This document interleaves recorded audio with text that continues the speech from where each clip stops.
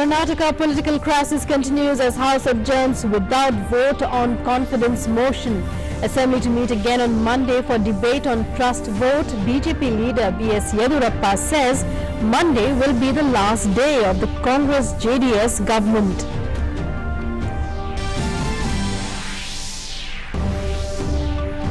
Defence Minister Rajnath Singh to undertake day-long visit to Jammu and Kashmir will pay tributes at Kargil War Memorial at Dras and review situation along the line of actual control with China.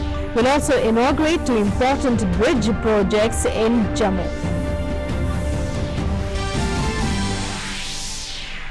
River water levels recede in Assam and Bihar, bringing some respite from floods.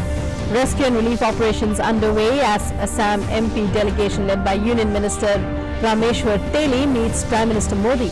PM assures help to tide over the flood crisis.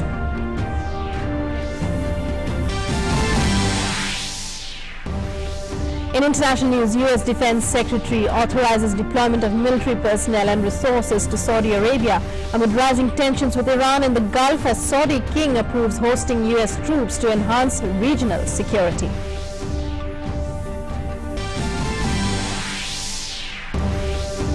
Britain warns Iran of serious consequences of a seizure of a British-flagged vessel in Strait of Hormuz.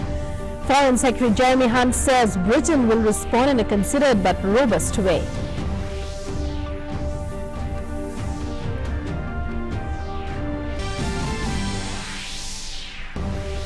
In sports, PV Sindhu to face second seeded Chen Yufei of China in Indonesian Open semi-finals. Sindhu had defeated Japanese Nozomi Okuhara in quarter-finals yesterday.